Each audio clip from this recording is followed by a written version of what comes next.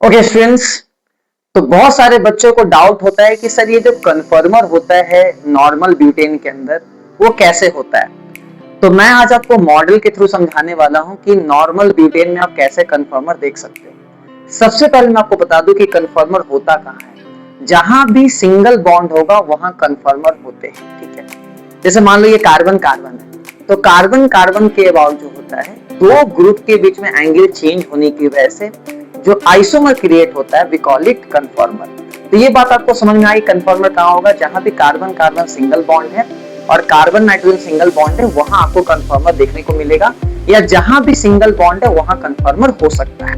Carbon carbon मैंने क्यों बोला? क्योंकि हमारे पास नॉर्मल ब्यूटेन है, मतलब 4 कार्बन का चेन है, तो वहां कार्बन कार्बन सिंगल बॉन्ड के बाद जो है कन्फर्मर होगा।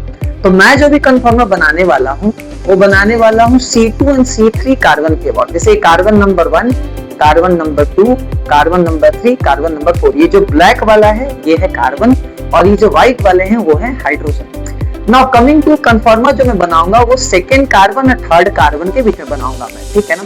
इसके अबाउट ये क्या करेगा? रोटेट होगा, और रोटेट होने की वजह से जो है वो बहुत सारा कन्फर्मर बनाएगा।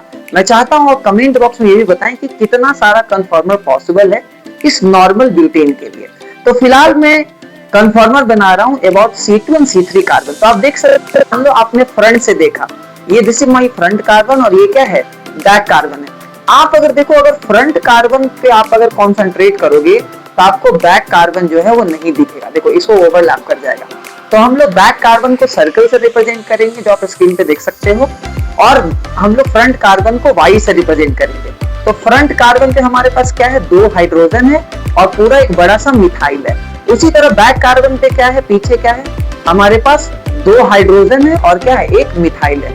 अब ये मिथाइल मिथाइल के बीच में एंगल चेंज होगा जिसको बोलते हैं डायहेड्रल एंगल। उसके चेंज होने की वजह से हम लोग बहुत सारा जो है वो कन्फर्मर बनाएंगे। तो सबसे पहला, अगर मिथाइल मिथाइल सामने सामने हो गया, ये इसको बोलते हैं फुल्ली इक्लिप्स। क्या बोलेंगे? फुल्ली इक्लिप्स, ठीक है। क्या बोलेंगे? फुल्ली इक्लिप्स, ठीक है।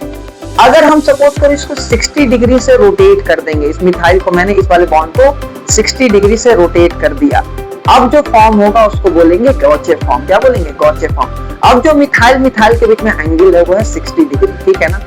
फिर अगर हम बात करेंगे, फिर से मैंने 60 से रोटेट कर दिया, तो अब जो बॉन्ड एंगल है दोनों मिथाइल के बीच में वो है 120। आप देख सकते हो दोनों के बीच में क्या है?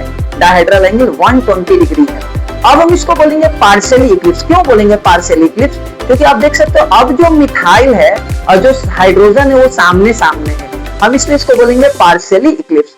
अब मैं एक बार फिर से इसको 60 डिग्री से रोटेट कर देता हूं। अब आप देखो दोनों मिथाइल क्या है? डायरेक्टली अपोजिट आ गया, इसको बोलेंगे एंटी फॉर्म, ठीक है। फिर से मैं इसको 60 से रोटेट कर देता हूं, अब ये फिर से क्या हो गया? पार्शियली इक्लिप्स हो गया। क्यों? क्योंकि अब मिथाइल और हाइड्रोजन फिर से सामने सामने आ गए। फिर से मैं 60 डिग्री से रोटेट कर देता हूं, अब ये क्या हो गया? गॉचे फॉर्म हो गया, ठीक है। फिर से मैं इसको 60 से रोटेट कर देता हूं, अब ये डायरेक्टली फिर से सामने आ गया, इसको बोलेंगे फुल्ली इक्लिप्स।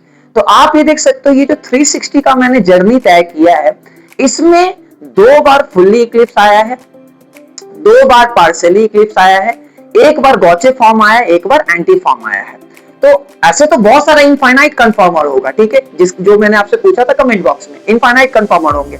लेकिन हमने सारे कन्फर्मर को 3 स्टैंडर्ड में डिवाइड कर दिया कि भाई जो 0 डिग्री होंगे, ठीक है, जो भी 0 डिग्री एंगल होगा हम उसको इक्लिप्स के अंदर लेके आ जाएंगे। 2 ग्रुप में 0 डिग्री एंगल है, हम उसको इक्लिप्स के अंदर लेके आ जाएंगे। और जो भी 60 डिग्री और 180 डिग्री होगा 2 ग्रुप के बीच में, 2 सेम ग्रुप में, हम उसको बोलेंगे गॉचे फॉर्म और एंटी फॉर्म, तो हम उसको स्टैगर्ड बोल देंगे, वी कॉल इट स्टैगर्ड। और जो उसके अलावा जितने भी फॉर्म होंगे हम उसको बोल देंगे स्क्यू फॉर्म। इस टाइप से पूरा का पूरा ये कन्फर्मर होता है। अगर मैं चाहता तो इस कार्बन के अबाउट भी कन्फर्मर बना सकता था, बट उस केस में क्या होता? फ्रंट कार्बन पे हमें 3 हाइड्रोजन मिलते और बैक कार्बन पे हमें इथाइल मिलता। ये भी IIT JEE 2010 का ये क्वेश्चन है, JEE एडवांस 20 का क्वेश्चन है, उसमें ये पूछा हुआ है। तो अब आपको आइडिया हो गया। अब मैं बात करता हूँ स्टेबिलिटी को लेके, तो ऑब्वियस सी बात है अगर दोनों मिथाइल सामने सामने होगा बहुत ही हाई टॉर्जनल स्ट्रेन होगा, बहुत ज्यादा होगा, जिसकी वजह से वहां क्या होगा? रिपल्सन ज्यादा होगा, बहुत ही अनस्टेबल होगा। ये फॉर्म सबसे ज्यादा स्टेबल है, देन गॉचे फॉर्म, उसके बाद जो है अदर फॉर्म जो है आपका स्टेबल होंगे, मतलब पार्शियली इक्लिप्स होगा, फिर फुल्ली इक्लिप्स होगा। होपफुली आपको ये पूरा का पूरा कॉन्सेप्ट समझ में आ गया होगा। अगर आपको ये मॉडल के थ्रू कॉन्सेप्ट बहुत अच्छा लगा है तो आप अपने फ्रेंड सर्कल में इसको शेयर करो, ठीक है। और जो भी आपको लगता है किसी और चीज का आपको मॉडल देखना है, उसकी डिटेल आपको ऑर्गेनिक में जानने हैं, तो आप डेफिनेटली आप इसका यूज जो है मतलब बता सकते हो। मैं आपको मॉडल के थ्रू उसको समझाने की कोशिश करूंगा। फिलहाल के लिए take care, bye bye, best of luck. जाने से पहले मैं एक और चीज चाहता हूं कि आप ये जरूर बताएं कि ज्योमेट्रिकल आइसोमर का क्या कंडीशन होता है।